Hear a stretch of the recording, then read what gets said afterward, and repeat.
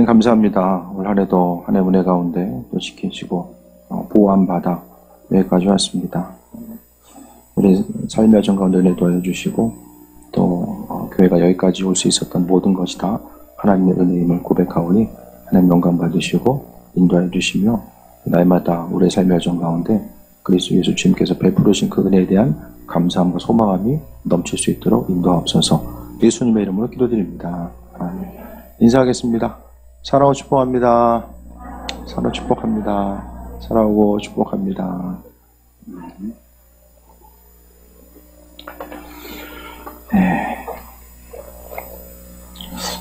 한 해가 또 금방 지나가는 것 같습니다. 하나님 은혜 가운데 또 한 해를 시작하고 여기까지 왔는데 모든 것들 하나님께서 앞으로도 우리의 삶의 여정 가운데 주인 되셔서 그분의 선하신 뜻과 인도하심을 비춰주실 줄 믿습니다. 삶의 순간순간 모든 것들을 바라볼 때마다 하나님은 우리에게 감사하라고 말씀하셨고 또 영광으로 하나님께 찬양하는 귀한 삶을 말씀하셨습니다. 오늘 시편 100편의 말씀은 하나님을 찬양하는 거예요. 성경에 있어서 특히 이제 시편 말씀 가운데 가장 중심을 이루고 있는 것이 모든 사람들아, 호흡 있는 사람들, 세상 가운데 존재하는 모든 사람들아 여호와 하나님을 찬양하라. 찬양하라는 것이 바로 시편의 핵심적인 메시지이며 성경 전체가 호흡이 있는 모든 사람들은 하나님을 찬양해야 된다는 것을 말씀하고 있어요. 왜냐? 뒤에도 말씀드리겠지만 하나님께서 우리를 창조하시고 은혜로 베푸시고 인도하셨기 때문에 우리는 그분의 피조물로서 마땅히 하나님을 찬양하는 것이 우리의 삶에 있어서 가장 중요한 일이라는 것을 말씀하고 있습니다. 다들 분주하죠. 해야 될 일들도 많고 또 지금 눈앞에 펼쳐진 다양한 일들이 있겠지만 여러 가지 각각 한 사람 한 사람 여러 가지 분주하고 또 경험해야 될 여러 가지 것들이 있고 또 해결해야 될 많은 것들이 있지만 성경은 그 중에서 가장 핵심적인 일, 우리가 해야 될 일의 핵심적인 것들은 바로 하나님을 찬양하는 것이 삶에 있어서의 목적이 되어야 된다는 것을 분명하게 밝히고 있습니다. 신앙인으로서 살아간다는 것은 하나님께서 우리로 하여금 말씀하신 것이 바로 가장 중요한 개념 배명이 하나님 사랑과 이웃 사랑이죠.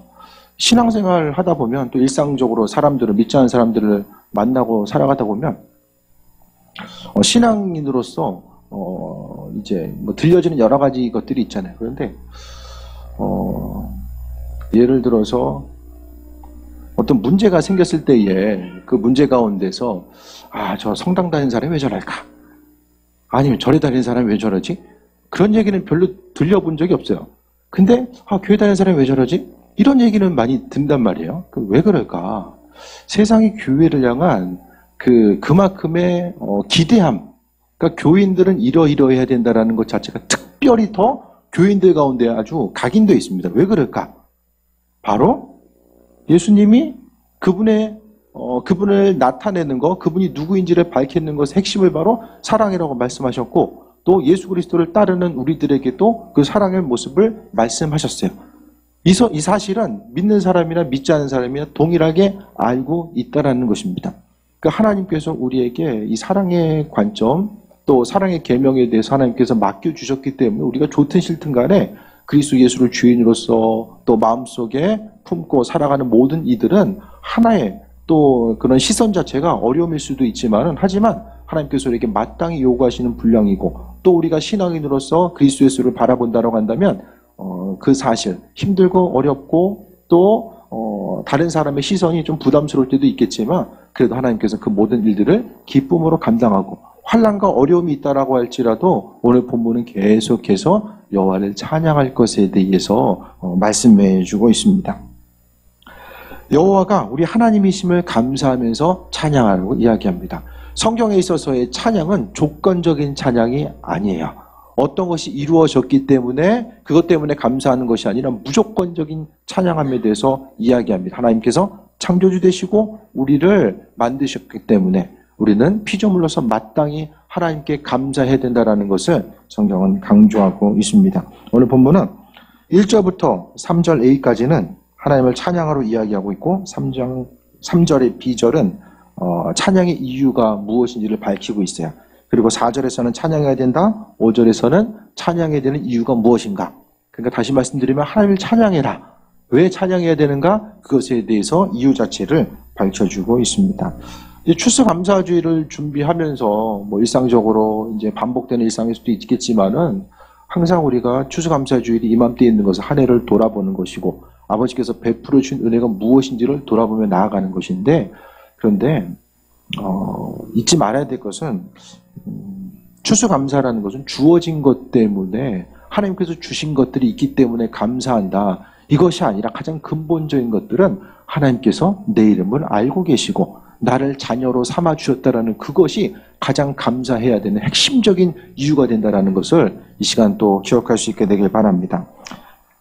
1절 보겠습니다. 온 땅이여 여호와를 즐거운 찬송어를 부를지어다. 온 땅을 향해서 여호와께 즐거운 찬송어를 부를지어다.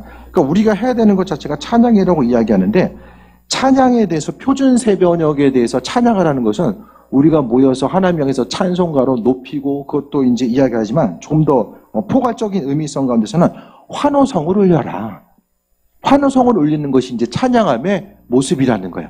그냥 그 환호하는 것, 어떤 삶에 있어서 내 마음에 감동이 되고 뭔가 좀 위대하고 웅장한 장면을 봤을 때에 환호한다라는 것의 의미성이 무엇인지를 잘 알고 있잖아요.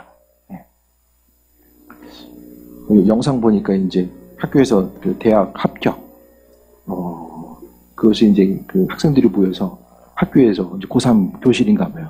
합격자 여부 이제 학교에서 이제 컴퓨터를 이제 조회하면 다 모든 사람이 다 쳐다보고 있는 거예요.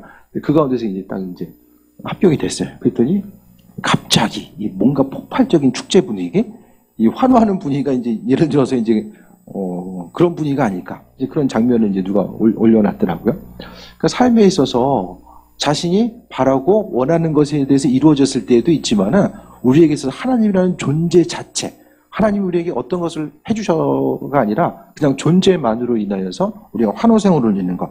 그러니까 그것은 성경에 보면은 히브리어인 이제 루아라는 것부터 출발하는데 그 의미성이 어떻게 성경에 기록되냐면은 나팔을 부는 것. 환호한다라는 것은 이제 같은 의미성을 이야기하는 거예요. 나팔을 분다라는 것과 그리고 광야에서 이스라엘 민족들이 행진할 때 나팔 소리가 있잖아요. 네.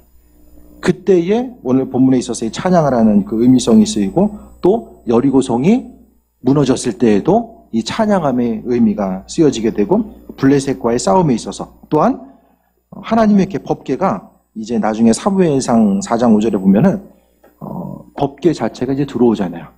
법궤가 예루살렘으로 왔을 때에 백성들이 찬양했다라는 것 자체가 이 찬양의 의미가 법궤가 들어오니까 아주 조용하게 찬양했다는 것이 아니라 우리가 아는 것처럼 다윗이 법궤가 들어왔을 때에 그가 춤을 추면서 하나님께 영광 돌리잖아요. 옷이 벗겨진지도 모르고 춤을 추면서 하나님께 영광 돌렸었던 그 모습, 그것이 바로 오늘에 있어서의 찬양의 모습이에요. 그러니까 오늘 본문에 온 땅이요, 세상 모든 것들 하나님께서 창조하시고 인도하시고 함께 하셨기 때문에 모든 것들은 즐거운 소리로 여호와를 찬양하라. 그러니까 삶에 있어서의 각자 그 환경 자체가 다 다르잖아요. 다르지만은 우리의 그 정점 자체, 생각 자체가 아래에서는 다 다를지 모르겠지만 위로 가면 갈수록 그 정점이 있는 것 자체가 우리의 삶에 있어서 핵심적인 것은 바로 하나님을 찬양하는 것.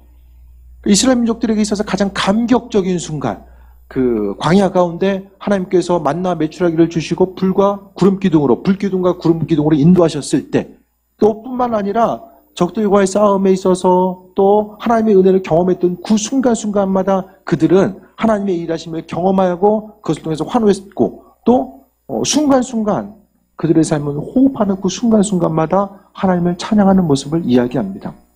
올 한 해 정말로 코로나로 인해서 힘든 과정을 또 경험하고 있고 또 더욱더 환경 가운데 어려움이 있는 분들도 있을 거예요.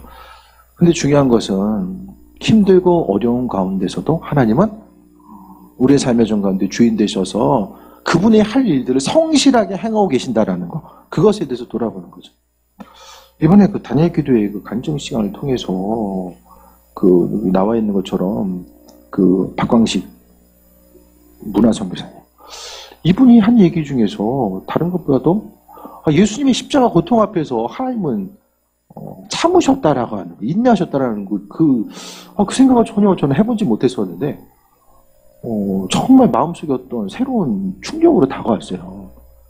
우리의 삶에 있어서 고난이 있을 때 하나님 뭐 하시지? 왜 그러시지? 했는데 아들 앞에서도 참으셨던 인류의 구원을 위해서 하나님의 일들을 이루시기 위해서 자녀의 아픔까지라도 참으셨던 그 모습, 그것에 대해서 마음속에 좀 새겨봤을 때에 우리의 사정과 형편이 어떠하든지 간에 하나님은 그분의 일들을 묵묵하게 행하시고 인도하신다는 것 자체가 삶에 있어서의 또 위로와 평안이 되는 또 그런 또 순간이었습니다.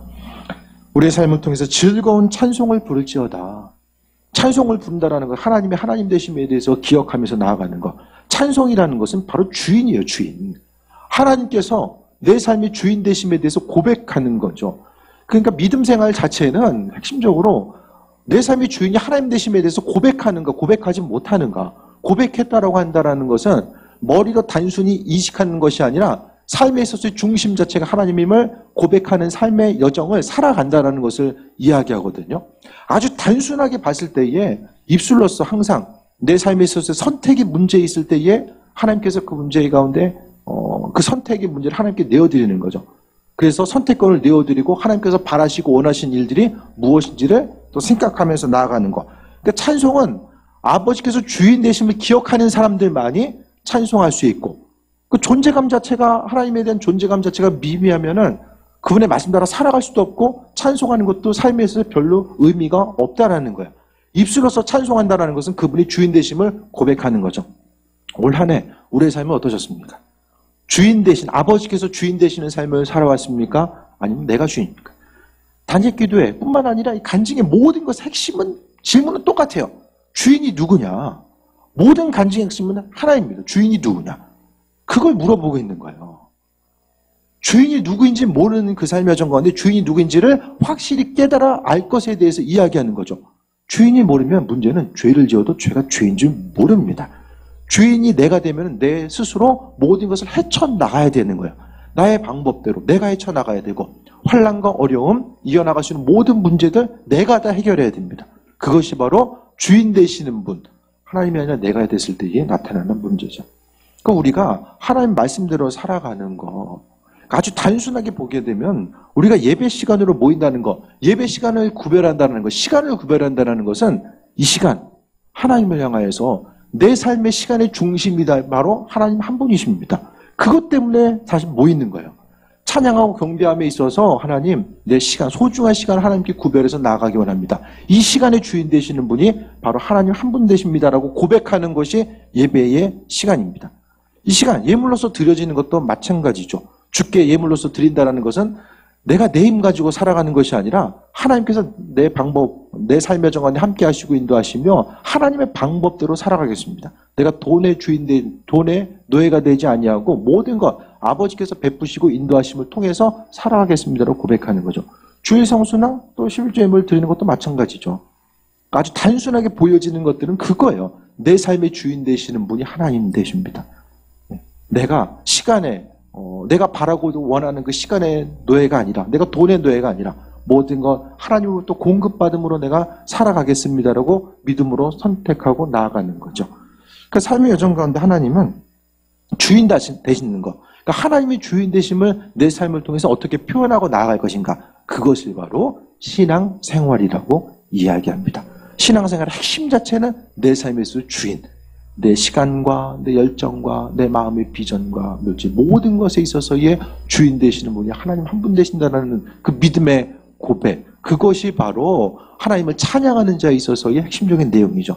하나님은 모든 사람 아무나 찬양받는 것이 아니라 아버지를 주인으로 고백한 그들의 입술 가운데 그 감사의 찬양을 받으신다라는 거예요. 그 입술로서 하나님을 향해서 찬양하는 거, 그러니까 찬양은 우리 신앙 고백이잖아요.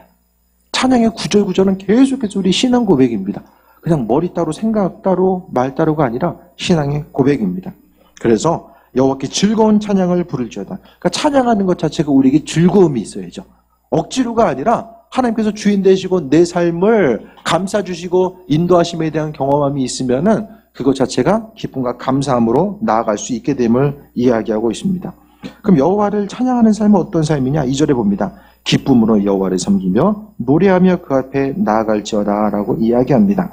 기쁨으로 여호와를 섬기고 노래하라. 그러니까 입술의 고백 자체는 하나님은 우리의 입술의 찬양을 기뻐하시는 것. 천사들도, 하늘의 천사들도 행하는 것이 하나님을 향해서 영광 돌리고 찬양하는 것.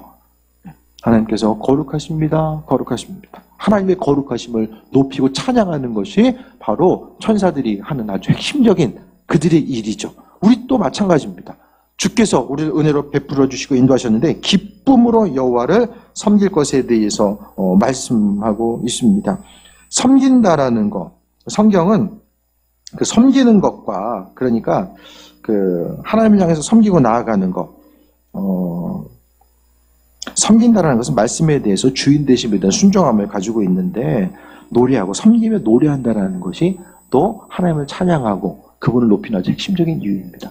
그러니까 찬양도 하고 싶어서 하는 것이 아니라 하나님께서 그 사람을 향해서 찬양받기를 원하셨을 때에 하나님은 나에게도 기쁨이 되고 하나님께서도 그 기쁨을 통해서 그 찬양을 통해서 하나님과 우리와의 이 관계에 있어서의 대화가 이루어지는 거죠.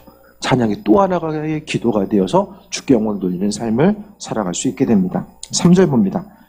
여호와가 우리 하나님이신 줄을 너희는 알지어다. 그는 우리를 지으시니요 우리는 그의 것이니 그의 백성이요 그의 기르시는 양이로다. 왜 우리가 하나님을 찬양해야 되는가? 그것은 우리는 그의 백성이고 기르시는 양이라고 합니다. 우선 3절 첫 번째 보면은 하나님이신 줄을 알지어다. 여호와 하나님이 우리 주인 되심을 먼저 알라고 이야기합니다. 성경에서는 아는 것과 실천하는 것을 구분을 두지 않아요. 저 사람이 알아. 그러면 그 사람은 그 일들을 행하고 있는 거예요. 아는 것 따로 실천하고의 따로의 개념이 없습니다. 표현하는 방법이 없어요. 저 사람이 이 방법을 이걸 알고 있어 하면 그 사람은 이미 그 일들을 행하고 있는 거예요. 저 사람은 기도하는 방법을 알고 있어 라면은 기도하고 있다라는 것을 이야기하는 거죠. 안다라는 것은 여호와가 우리 하나님이신 줄 너희는 알지어다. 이것은 바로 하나님께서 누구인지 깨달아 알기 때문에 그의 말씀 가운데 해야 될 것과 하지 말아야 될 것이 무엇인지를 분별하면서 살아가는 삶 자체를 이야기하는 거예요. 그래서 단순히 알아라. 성경 말씀을 알아야 된다? 그것에 끝나는 것이 아니라 그 말씀을 통해서 하나님의 이끄심과 인도하심이 무엇인지를 분별하는 삶의 모습 자체에 대해서 말씀하고 있습니다. 그리고 뒤에 보면 우리는 그의 것이니 그의 백성이여 기르신 양이다. 그 원어 대조 성경을 보면은 우리는 그의 목장의 양들이다라고 표현하고 있어요. 우리는 다 하나님의 목장에 속해 있는 양들이라는 거예요. 하나님 목자는 양들을 향해서 성실하게 기르고 계시고 보호하시고 인도하신다는 것을 말씀하고 있죠. 우리가 하나님을 향해서 찬양해야 되는 이유, 또 그분께서 주인 되심을 입술로서 고백해야 되는 이유 자체는 다른 것이 아니라 하나님께서 우리를 기르시고 바로 그분께서 주인 되심을 우리가 깨달아 알아야 되기 때문이라고 말씀하고 있습니다. 그러니까 여호와를 찬양하는 구체적인 행동, 주님을 찬양한다라는 것은 하나님이 어떤 분일까? 그러니까 순간적으로 좀 고민해야 될 때도 있어요. 하나님 어떤 분이신가? 무작정 믿는 것이 아니라 내 이성적인, 하나님은 우리에게 이성을 주시고 또 지성을 주신 반드시 그 이유가 있거든요. 감성적인 면만 하나님께서 주신 것이 아니라 분명히 이성적인 면을 주셨어요. 그 이성은 하나님이 어떤 분이신지에 대해서 충분히 생각하고 결론을 내릴 수 있는 그 풍성함을 우리에게 주셨다는 거예요. 그래서 다른 사람들이 이렇기 때문에 이렇게 해야 된다. 그것보다는 먼저 내 삶의 여정 가운데 하나님께 주신 이성적인 사유를 통해서도 먼저 하나님이 어떤 분이신지에 대해서 생각하고 깊이 묵상하고 나아가다 보면 우리는 충분히 우리가 왜 하나님을 찬양해야 되고 그분들의 백성으로서의 삶을 살아가야 되는지에 대해서 분명히 깨달아 알 수 있게 됩니다. 우리가 스스로 행할 수 있는 것, 그러니까 하나님과의 관계성이 아니라 우리 자신 스스로가 이 땅에서 이룰 수 있고 행할 수 있는 것 자체가 어디까지로 보십니까? 하나님과의 관계성이 아니라 내 스스로 이룰 수 있는 그 부분이 어디까지입니까? 사람이 정말 그 인내하고 여러 가지 일들을 할 수 있는 것처럼 보여도 하나님께서 주인 되심에 대해서 고백하지 않고 내 삶의 주인이 나로 생각하며 나아가는 것은 분명하게 한계에 부딪힐 수밖에 없다는 것을 우리는 분명히 인식하면서 나아가야 됩니다. 하나님은 우리를 기르시고 우리는 그분의 양이라는 사실을 오늘 시편 기자는 하나님을 찬양하면서 찬양해야 되는 이유 자체를 이야기하면서 하나님은 창조주 되시고 우리는 그분의 기르시는 양이라는 사실에 대해서 고백하면서 마땅히 하나님 높이고 찬양해야 된다는 사실을 언급하고 있습니다. 또 4절 봅니다. 감사함으로 그의 문에 들어가며 찬송함으로 그의 궁정에 들어가서 그에게 감사하며 그의 이름을 송축할지어다라고 합니다. 시편의 대부분에 쓰여졌던 자리는 나중에 보면은 제가 말씀드렸지만은 예배라고 했죠. 예배.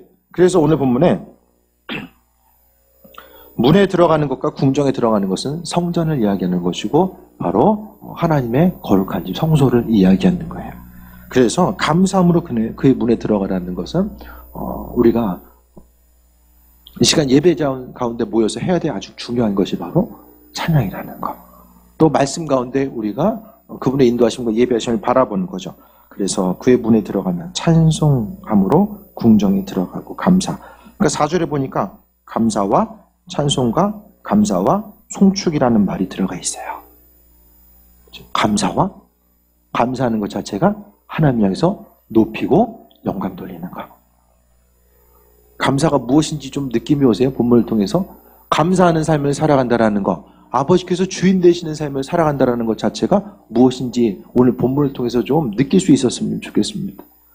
그러니까 성경 보면은 계속해서 힘들고 어려운 가운데 하나님 향해서 구원해달라는 내용도 많이 나오고 또 예배 가운데 사람을 찬양하는 내용도 많이 나오지만은 중요한 것은 감사에 있어서의 조건 자체가 발견되지 않는다는 것. 굳이 조건을 찾는다면 오늘 본문에서 나오는 것처럼 하나님께서 주인 되시고 창조자 되시기 때문에 그거 한 가지지 다른 조건에 대해서 구구절절 얘기하기보다는 핵심적으로 하나님은 창조주 되시고 우리는 그분에 속한 자, 그분의 장중 안에 있는 자, 그것이 바로 찬양해야 될 이유인 거예요.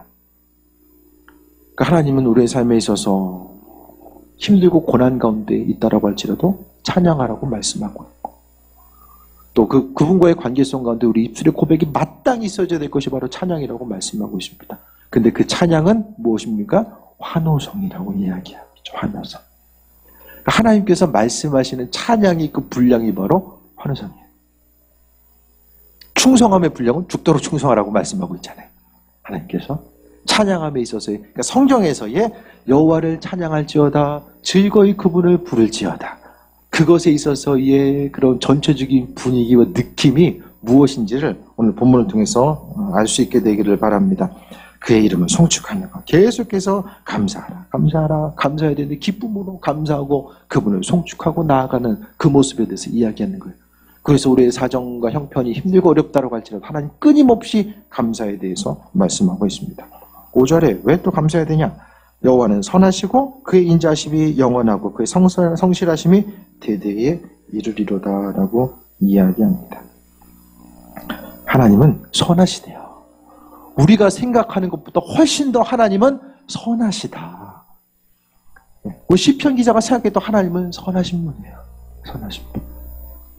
내 지금 주변 환경에 어떠한 일이 일어나든지 간에 하나님은 선하신 분이고 그리고 그의 인자하심, 그의 선하심 자체가 영원하고 그의 성실하심 자체가 단순히 끝나는 것이 아니라 계속해서 이어진다는 것에 대해서 말씀하고 있습니다. 구약에 있어서 구약의 예배를 나타낸 아주 가장 심오한 의미성은 온 땅의 여호와를 찬양하고 환호성을 올려라. 그러니까 온 땅의 여호와께 환호성을 올려라. 그것이 바로 구약에서 예배하는, 구약이 이야기하는 예배예요. 온 땅이여 하나님께 환호성을 올려라. 이것이 바로 구약 성경이 이야기하는 예배입니다. 신약 공동체는 어떻죠? 그 정신을 가지고 움직이는데 온 땅에서 한 장소에 모든 사람이 함께 모여서 환호성을 올리면서 예배할 수 있는 이런 분위기가 안 되잖아요. 신약 성경의 시대에 수많은 상황들이 박해시켰기 때문에. 하지만은 그들의 외적으로 표현되는 환호성은 좀 제한됐다고 할지라도 그 환호성 자체가 바로 그 심적으로 내면에 가지고 있는 그리스도 예수 주님과의 관계성 자체는 심적으로 날마다 주님을 찬양하는 이 환호성이라고 하는 그 중심이 마음속에 있었기 때문에 그들이 그 마음의 중심을 가지고 복음 들고 어디든지 기쁨과 감사하는 마음을 가지고 움직일 수 있었다는 것에 대해서 발견하게 됩니다. 온 땅여 여호와께 환호성을 올려라. 예배에 가장 방해가 되는 것은 무엇입니까? 우리의 사정과 형편일 수도 있고 또 예배가 자주 반복되다 보니까 그냥 습관적으로 반복해서 참여하는 그것으로 이어질 수도 있죠. 제가 지난번에도 말씀드렸던 것처럼 우리는 날마다 다시 태어난다. 잠자고 일어나는 순간이 날마다 다시 태어난다는 생각을 가지고 나아가야 됩니다. 어제 일은 어제 일이고 오늘 하루 하나님 말씀 가운데 순종하고 움직이면서 어떤 삶을 어떻게 살아갈 것인가에 대해서 스스로 물어보고 나아가는 거죠. 그래서 하나님은 우리가 그러니까 정말 우리가 하나님을 향해서 바라고 원하는 일도 있지만 하나님, 창조주 되신 하나님께서 우리를 향해서 정말 바라고 원하신 일들이 무엇일까를 생각했을 때에 바로 하나님 찬양하라는 거예요. 찬양하라는 거예요. 그래서 기도도 찬양이 돼야 되는 것이고 말씀을 전하는 자나 듣는 자나 다 이 찬양의 모습인 거죠. 찬양이라는 것 자체는 바로 하나님을 높이는 것, 내 삶의 주인 되시는 그분을 높이는 것이 바로 찬양이기 때문입니다.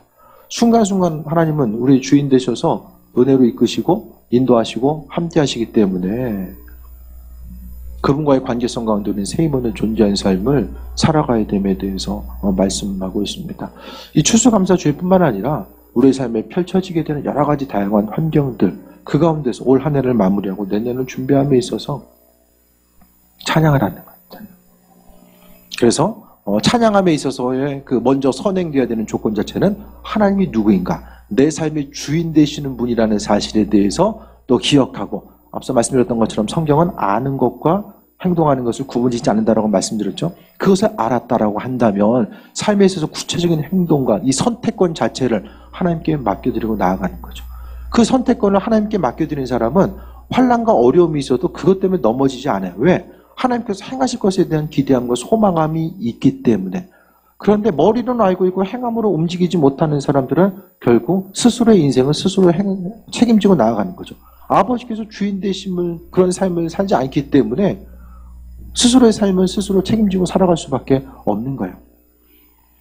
내가 높이 뛰었을 때에 스스로의 자리에서 높이 뛰었을 때에 어디까지 올라갈 수 있는가 그것을 곰곰이 생각할 수 있게 되길 바랍니다. 여러분의 스스로의 자리에서 내 삶에 펼쳐지는 여러 가지 환경들 가운데 제자리 뛰기를 했을 때 어느 높이까지 올라갈 수 있는가 그것에 대해서 한번 좀 돌아볼 수 있게 되길 바랍니다. 창조주 하나님께서 우리의 주인 되셔서 은혜를 베푸시고 인도하시고 함께 하신 그 삶, 우리의 삶을 높여주시고 인도하시면 그분께서 나를 규정해 주시는 거예요.